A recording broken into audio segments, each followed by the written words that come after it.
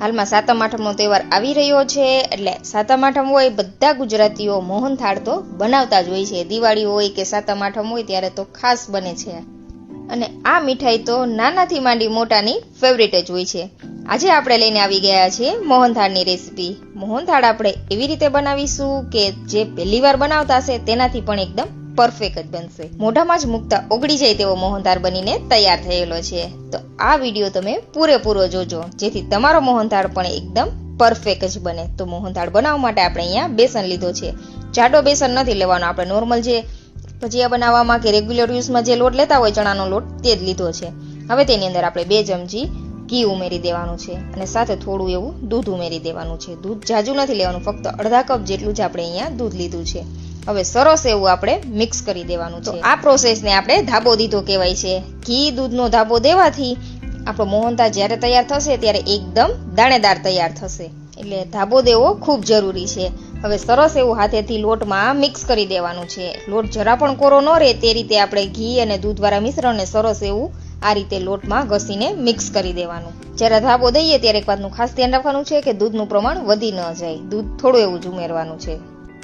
સરસ લોટમાં ધાબો દેવાઈ જાય પછી આ રીતે હાથેથી પ્રેસ કરીને લોટને સરસ દબાવી દેવાનો છે.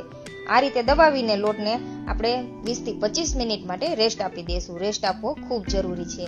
રેસ્ટ આપવાથી આપણા મોહનથાળની અંદર ખૂબ જ સરસ દાણેદાર ટેક્સચર આવે છે, એટલા માટે. તો હવે આપણે ઢાંકણ ઢાંકીને 20 થી 25 મિનિટ માટે રાખી દઈશું. 20 થી 25 મિનિટ પછી તમે જોઈ શકો છો લોટ સરસ એવો થોડો ફૂલી ગયેલો છે.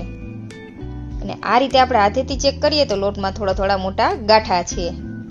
તો આ રીતનું આપણે ઘઉં ચોખા ચાળવા માટેનો ચાળણો લઈ લેવાનો છે. તેની અંદર આપણે લોટ ઉમેરી દઈશું અને લોટને આ રીતે ઘસતા જઈને સરસ એવું ચાળી લેવાનું છે.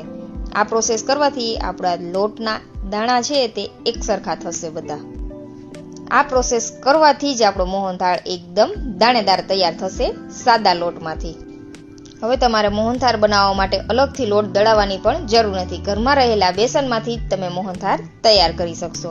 તો સરસ એવું ઘસીને આપણે લોટને એક સરખો સ્મૂથ કરી લીધેલો છે. તમે જોઈ શકો છો દાણેદાર લોટ આપણો તૈયાર છે. તો લોટને આપણે એક કડાઈમાં ઉમેરી દેશું જેમાં આપણે મોહનથાળ તૈયાર કરવો છે. તો અહીંયા 500 ગ્રામ લોટ સામે આપણે 500 ગ્રામ ઘી લીધું છે. જો તમને વધુ ઘી પસંદ ન હોય તો તમે 100 ગ્રામ જેટલું ઘી ઘટાડી પણ શકો છો. તો અહીંયા આપણે ઘી ઉમેરી દેશું અને ઘીમાં લોટને આપણે શેકી લેવાનો છે. લોટ શેકતી વખતે ગેસની ફ્લેમ મીડિયમ જ રાખવાની છે. ઘી હજી મેલ્ટ નથી થયું એટલે તમે પહેલા ઘી ઉમેરશો એટલે બધું ઘી છે તે ચણાનો લોટ પી જશે. હજુ સુધી ફ્રેન્ડ્સ તમે ચેનલ ઉપર નવા છો અને ચેનલ સબસ્ક્રાઇબ નથી કરી તો ઝડપથી જાઓ અને ચેનલ સબસ્ક્રાઇબ કરી લો, જેથી નવી રેસીપીના વિડીયો સૌથી પહેલા તમને જોવા મળે. અને આ વિડીયો તમારા ફ્રેન્ડ્સ ફેમિલી મેમ્બરમાં શેર કરી દેજો. આવી જ અવનવી મીઠાઈ આપણે ચેનલ ઉપર અપલોડ કરેલી છે, તો તમે તે રેસીપી પણ જરૂરથી જોજો. તમે જોઈ શકો છો જે આપણે ઘી ઉમેરેલું હતું તે ધીમે ધીમે આ રીતે અલગ થવા લાગેલ છે. સરસ એવો આપણે લોટને ઘીમાં શેકવાનો છે, એટલે આ રીતે ઘી બધું ઉપર આવવા લાગશે અને લોટ શેકાતો જશે એટલે થોડો એવો હળવો પણ લાગતો જશે. જેમ જેમ લોટ શેકાતો જશે એમ લોટ ઉપર આ રીતે બબલ્સ પણ આવવા લાગશે. મોહનથાળ બનાવવામાં સમય થોડો વધુ લાગે છે, એટલે આ રેસીપીમાં જરા પણ ઉતાવળ નથી કરવાની. મીડિયમ ફ્લેમ ઉપર જ આપણે જેમ બને એમ લોટને શેકવાનો છે. તો લગભગ 7 મિનિટ જેવો સમય થઈ ગયેલો હશે અને તમે જોઈ શકો છો કે અહીંયા લોટ સરસ એવો ફૂલવા લાગેલો છે અને શેકાવાની સુગંધ પણ આખા ઘરમાં આવવા લાગશે. આ રીતે ગોલ્ડન કલર ન આવી જાય ત્યાં સુધી આપણે લોટને થવા દેવાનો છે. તો અહીંયા 12 મિનિટ જેવો સમય થઈ ગયેલ છે અને લોટ પણ આપણો સરસ એવો આ રીતનો ગોલ્ડન થઈ ગયેલ છે અને આપણે જે ઘી ઉમેરેલું હતું તે તમે જોઈ શકો છો ઉપર આ રીતના તરવા લાગેલું છે. તો અહીંયા લોટનો કલર એકદમ પરફેક્ટ છે. તો લોટને આપણે ગેસ ઉપરથી નીચે ઉતારી લેશું અને ચાસણીની તૈયારી કરીશું. તો અહીંયા આપણે 500 ગ્રામ લોટની સામે 300 ગ્રામ ખાંડ લીધી છે. ખાંડ ડૂબે એટલું પાણી ઉમેરી દેવાનું. ખાંડ તમે તમારા પસંદ અનુસાર વધુ ઓછી કરી શકો છો.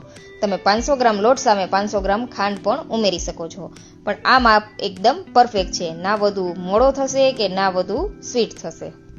હવે ચલાવતા જઈને આપણે ખાંડને સરસ મેલ્ટ કરી લેવાની છે અને એક તારની ચાસણી લેવાની છે. ચાસણી લેવામાં એક વાતનું ખાસ ધ્યાન રાખવાનું છે કે એક જ તારની લેવાની છે. જો 2 તારની ચાસણી આવી જશે તો મોહનથાળ આપણો થોડો કડક થઈ જશે, અને જો અડધા તારની ચાસણી આવેલી હશે તો મોહનથાળના પીસ નહીં પડે. એટલે પરફેક્ટ આ રીતે એક તાર થવો ખૂબ જરૂરી છે. આ રીતે આપણે ખાંડના થોડા મિશ્રણ લઈને હાથમાં ચેક કરી લેવાનું. એક તાર એકદમ પરફેક્ટ બને છે તો અહીંયા ગેસની ફ્લેમ બંધ કરી દેશું, અને તૈયાર થયેલી ચાસણીને આપણે મોહનથાળવાળા મિશ્રણમાં ઉમેરી દેશું, અને ઉપરથી આપણે જાયફળ અને એલચીનો પાવડર ઉમેરી દેશું. મોહનથાળની અંદર જાયફળ એલચી ખૂબ જ સરસ લાગે છે ફ્લેવરમાં, એટલે તમે જરૂરથી ઉમેરજો. ચાસણી ઉમેરી દેશો એટલે થોડી વાર તમે 1 થી 2 મિનિટ માટે આ રીતે ચલાવશો બધી વસ્તુને મિક્સ કરવા માટે, એટલે સરસ એવું બધું મિશ્રણ સેટ થવા લાગશે. તો તમે જોઈ શકો છો મોહનથાળની અંદર આપણે કોઈ પણ જાતનો કલરનો યુઝ કરેલો નથી, તો પણ આપણા મોહનથાળનો કલર ખૂબ જ સરસ આવેલો છે. મોહનથાળ બનાવવાની ખૂબી લોટ શેકવો અને ચાસણી લેવાની જ છે. જો તે બંને વસ્તુ પરફેક્ટ હશે એટલે તમે મોહનથાળ બનાવવામાં ક્યારે પણ ફેલ નહીં થાવ. તો મોહનથાળને આપણે હવે એક ટ્રેની અંદર સેટ થવા માટે રાખી દઈશું. તમે જોઈ શકો છો ખૂબ જ સરસ એવો આપણો ચોકલેટી કલરનો મોહનથાળ તૈયાર છે. આ રીતે આપણે તેને સરસ એવું ચમચાથી પ્રેસ કરીને એક સરખું સ્મૂથ કરી લેશું. તમારે જેવડા નાના મોટા પીસ રાખવા હોય તે રીતે મોહનથાળને સેટ કરી લેવાનો. ઘીથી લથપથ મોહનથાળ હોય તો જ ખાવાની મજા આવે છે, અને મોહનથાળનો ટેસ્ટ પણ ઘીમાં જ સરસ આવે છે. એટલે કંજુસાઈ કરવા કરતાં મોહનથાળમાં ઘી ઉમેરવું, જેથી મોહનથાળ તમારો ખૂબ જ ટેસ્ટી બનીને તૈયાર થાય. તો આપણે મોહનથાળને ડ્રાયફ્રૂટથી ગાર્નિશ કરી લેશું. તો અહીંયા આપણે બદામ અને પિસ્તાથી ગાર્નિશ કરેલું છે, અને મોહનથાળ ગરમ જ છે એટલે ઉપર આ રીતે ચમચાથી દબાવી દેવાના છે ડ્રાયફ્રૂટને, જેથી ડ્રાયફ્રૂટ બધા બહાર ના આવી જાય. અને તમારે જેવડા પીસ રાખવા હોય તે પીસ અત્યારે ગરમ છે મોહનથાળ એટલે તરત જ કટ મારી દેવાના, જેથી મોહનથાળ સેટ થયા પછી તૂટી ન જાય ને એકદમ પરફેક્ટ પીસ બહાર આવે. તો તમે જોઈ શકો છો મોહનથાળની અંદર વધુ ઘી નથી, એકદમ પરફેક્ટ તૈયાર થયેલો છે. આટલા માપથી 1 કિલોથી થોડો વધુ એવો મોહનથાળ બનીને તૈયાર થાય છે. તો હવે બજારમાંથી મોહનથાળ લેવા કરતાં આ રીતે ઘરે તમે આસાનીથી બનાવી શકો છો, અને પહેલી વાર બનાવતા હશો તો પણ તમારાથી એકદમ મોહનથાળ પરફેક્ટ જ બનશે. તો આ રીતે આપણે પીસમાં મોહનથાળને કટ કરી લેશું. દિવાળી કે સાતમ આઠમ હોય એટલે બધા લોકો મોહનથાળ બનાવતા જ હોય છે, પણ જો તમને નથી ફાવતો તો તમે આ વિડીયો જરૂરથી જોજો. બધી ટિપ્સ અને ટ્રિક્સ આપેલી જ છે, જેથી તમારો મોહનથાળ પણ પહેલી વારમાં એકદમ પરફેક્ટ બને. તો મોહનથાળને 1 થી 2 કલાક માટે સેટ થવા માટે રાખી દેશું. પછી તમે તેને આ રીતે સર્વ કરો.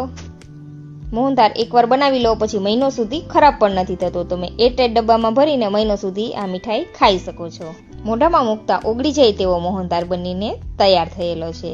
વડીલોની તો ખૂબ જ ફેવરેટ મીઠાઈ હોય છે. તો તમે આ તહેવારોની સિઝનમાં આ રેસીપી જરૂરથી ટ્રાય કરજો. રેસીપી પસંદ આવે તો લાઈક, શેર અને ચેનલને સબસ્ક્રાઈબ કરી લેજો.